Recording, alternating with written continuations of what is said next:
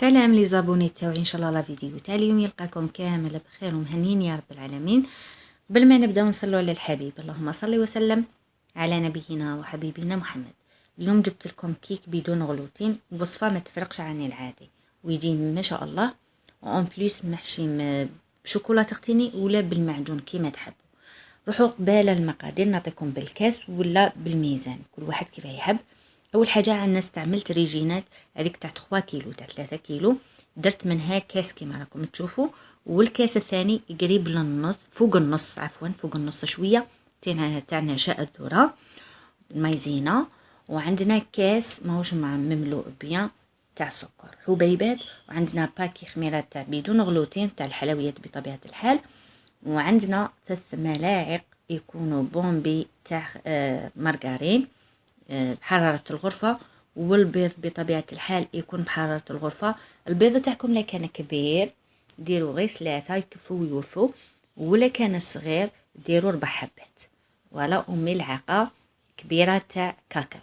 قلت لكم بالكاس وبالملعقة. اللي عنده الميزان يدين 100 غرام تاع فرينه تاع ريجينات، واللي عنده لينات ما يزيد عليها والو، يدير غير ريجينات يدير غير لينات.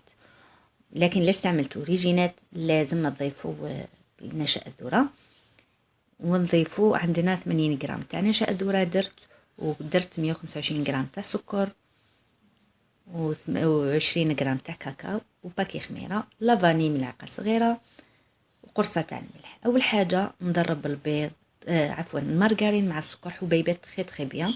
من بعد نبدا نضيف في البيض حبه بحبه، ندير حبه كي تدخل البيض في الخليط، نضيف الحبه الثانيه حتى يكمل كامل البيض اللي عندي.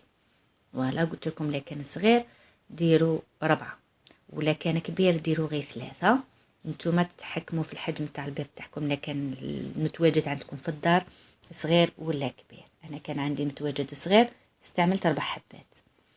ولا بعد ما نكمل الكميه تاع الحبات تاع البيض كيما راكم تشوفوا هكذا، نضيف الحبه الاخيره تاع البيض ونزيد نخلط، ولا يجيني الخليط كريمي وسائل كيما راكم تشوفوا. من بعد هنا نضيف الكاس تاع فرينه تاع ريجينات، ونضيف النشاء الذره، ولا اللي هي المايزينا كيما نقولوا حنايا في الجزائر. عندنا البلدان الاخرى يقولون نشاء الذره، حنا نقولوا مايزينا، راحت فينا كلمه مايزينا. من بعد نضيفوا خميره الحلويات بطبيعه الحال. فوالا شوفوا الخليط هنا مازال سائل. وما تنسوش باللي ريجينات تشرب فيها الرز، فرينه الارز. وفرينه الارز كيما راكم على بالكم باللي تشرب، سي بوغ سا انا علاه درت خليط بين نشاء الذره وفرين الاخر الخليط تاع فرينه تاع ريجينات. ولا شوفوا هنا كي بدات تتقلي، وهنا ما تبان لكمش النتيجه. كاين دوكا نقسم الخليط على 2، كي تخلوه 1 2 دقائق 3 دقائق حتى ل5 دقائق كي تكونوا تخدموا هكذا، فماك الخليط يبان لكم باللي ثقال. شوفوا هنا بدا يثقل كيما راكم تشوفوا كي راني نهبط فيه. هنا نضيف الكاكاو تاعي، ملعقه تاع كاكاو. اللي يحب الميزان يدير بالميزان، اللي يحب الكاس يدير بالكاس. الوصفه ناجحه في كلتا الحالات. انا هنا ضفت الكاكاو، لازم الكاكاو تاعكم تنخلوه كيما على بالكم، الكاكاو غير يقعد يدير دوك الحبيبات. فوالا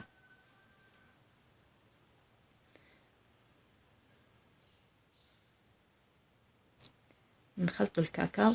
ما تخافوش كي تكونوا تدخلوا الاخر تاعكم بالفوي، لان حنايا لافارين تاعنا ما فيهاش الجلوتا، تخافوا تتربى في هذاك الجلوتا ولا الكيك تاعكم ما يجيش بيان.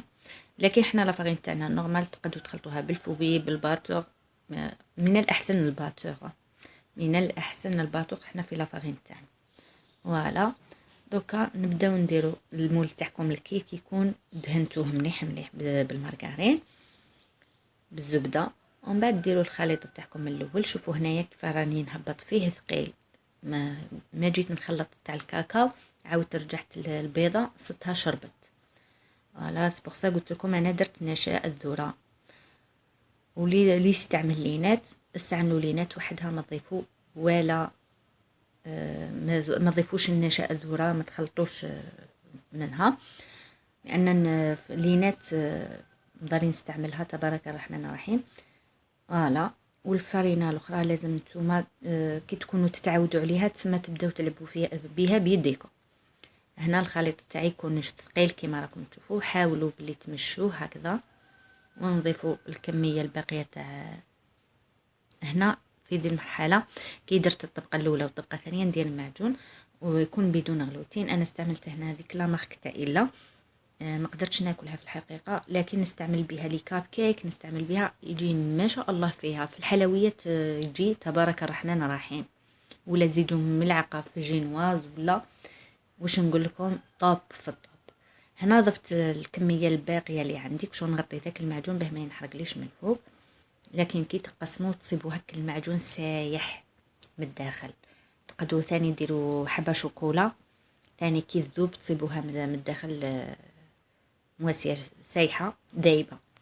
فوالا هنا خلطوا مليح مليح هكذا غير هكذا باه يجي شويه الشكل تاعو ما غابغي. وندخلوه الكوشه تكون سخونه وكل واحد يعرف الكوشه تاعو، خاصه في لي كيك واعرين بالبزيف قادرين يطلعوا لكم هما خضوره من الداخل تقعد عجينه. ولا انا طيبته على 180 درجه خليته 45 دقيقه. هنا ضفت له تقدروا تزيدوا شوكولا كيما قادرين ديروا غير سكر غلاس هكذا من الفوق. فوالا نتوما كيما تحبوا تقدروا تزيدوا شوكولا ولا كيما درت انايا. نقسمه لكم تشوفوا يعني كيفاه جا من الداخل ما شاء الله قلت لكم، ويجي داك المعجون سايح. دوك تشوفوا نوري لكم كي نزومي لكم تشوفوا المعجون كيفاه يجي ما شاء الله. يعني هذه هي الوصفه تاع اليوم، ما تنساوش تبارطاجوها في لي جروب الماكسيمو تاع سونغليتان باه يستفادوا كيما نتوما استفاديتوا. فوالا وثاني باه تدعموني باش داك الدعم كي يكون الدعم قليل شغل راكم عارفين بلا ما نقولكم يبرد الخاطر كما يقولك، ما تقدريش ما عندكش ديك الاراده باه تحطي الوصفات، لكن كي يكون الدعم قوي نتوما ديروا لي كوراج باه نحط. ما بقى لي غير نقولكم في امان الله.